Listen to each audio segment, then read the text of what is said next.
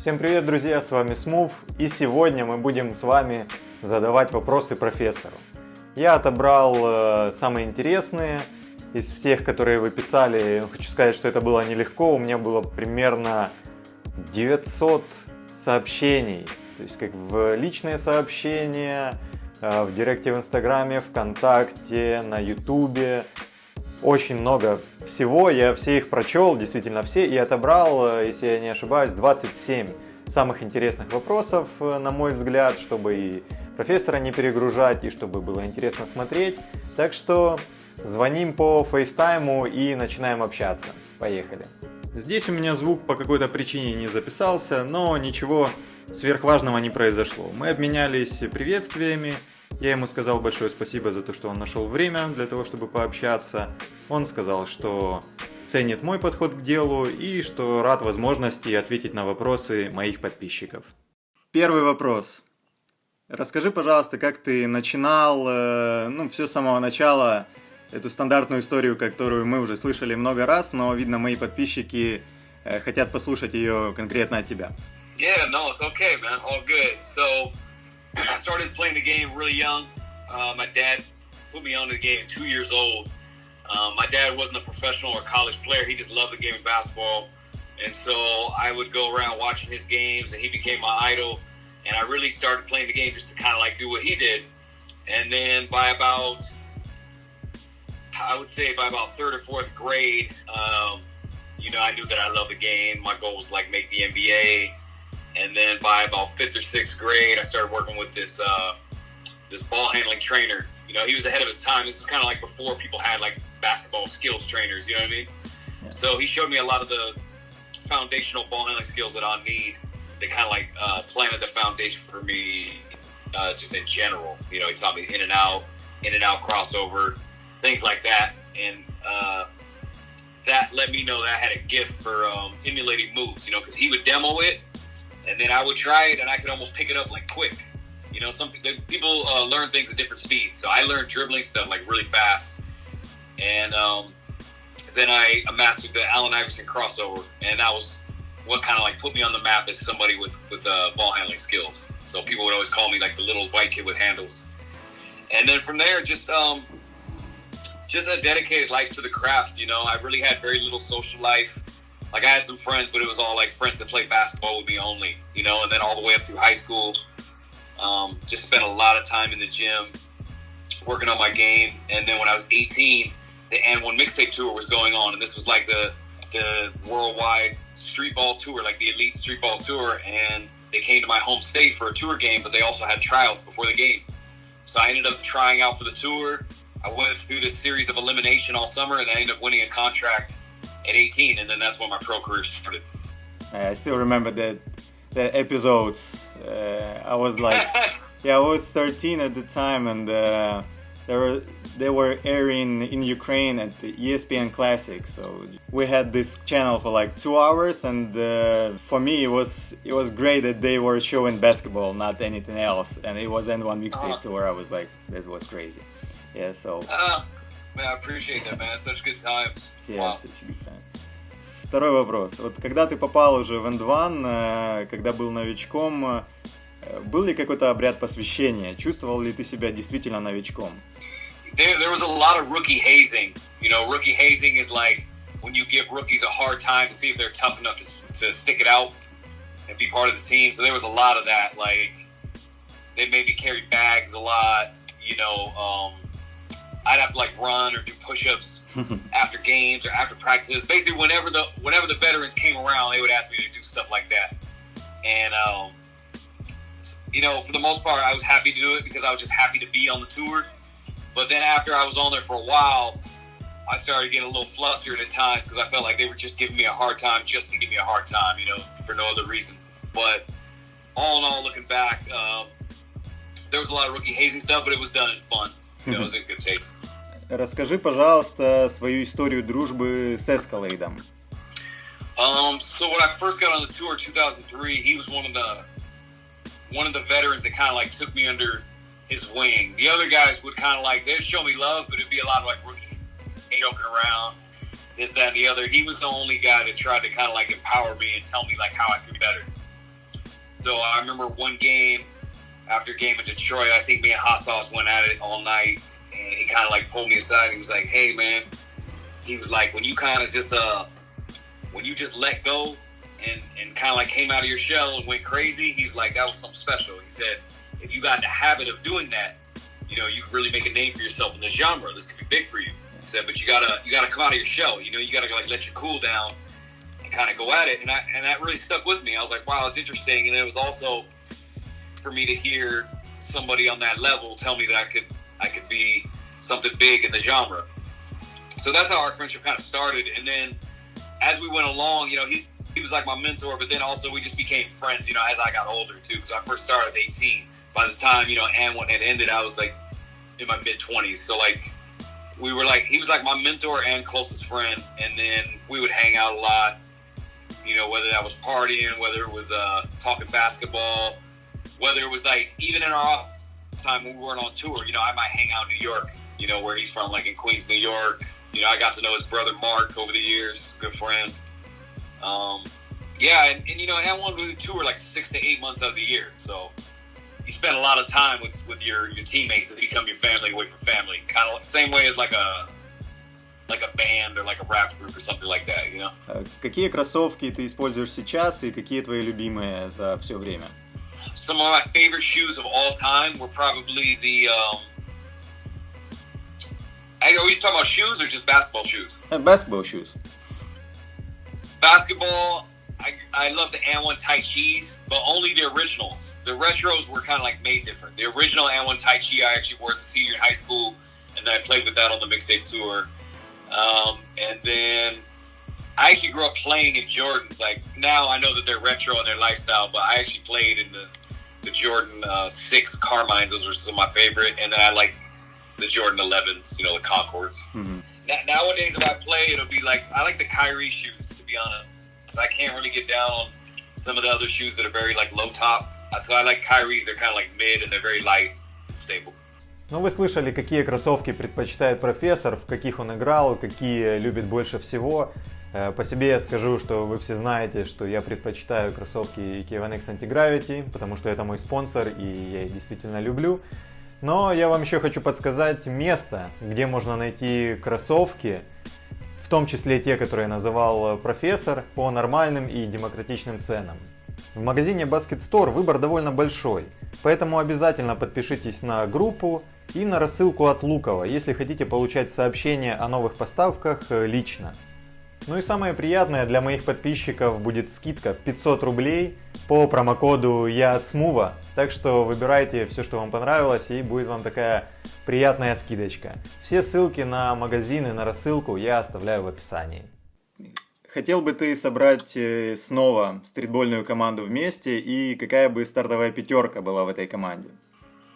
It's a good question, man. You know, I give it a lot of thought, you know, like about starting a new movement. Like, I think it's tougher now because the way you benefit somebody now who's like a hooper would be to help their social following.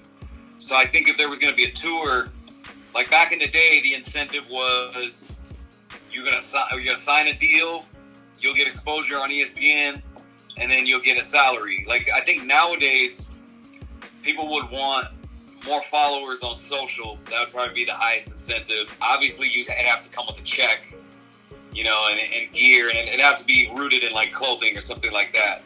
So I gave it thought, but I realized it couldn't realistically proceed unless there's a big platform that they don't already have. Because I think the guys that you would sign today, there are no street ballers. It's really like social influencers. You see what I mean?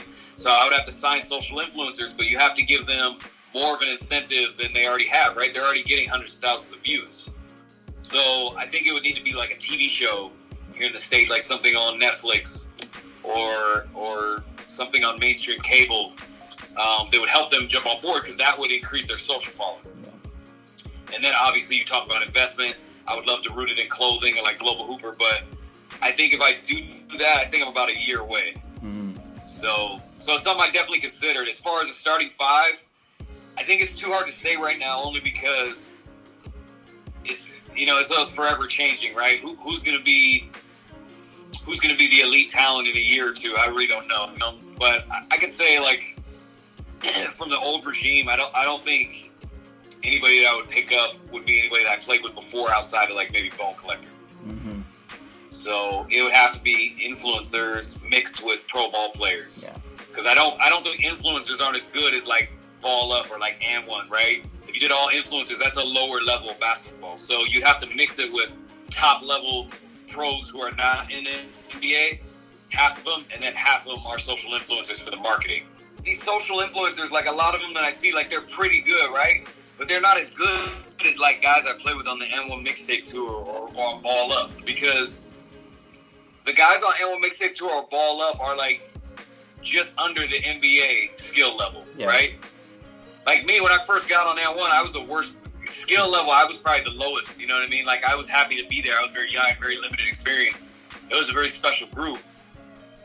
But, like, current day, if I'm just talking about social influencers, nobody's really on that level. And if you're going to go around city to city playing people, you got to be better than your competition in your face. So, it would have to be, like, unknown guys. You know what I mean? Like, a lot of unknown guys that would be down.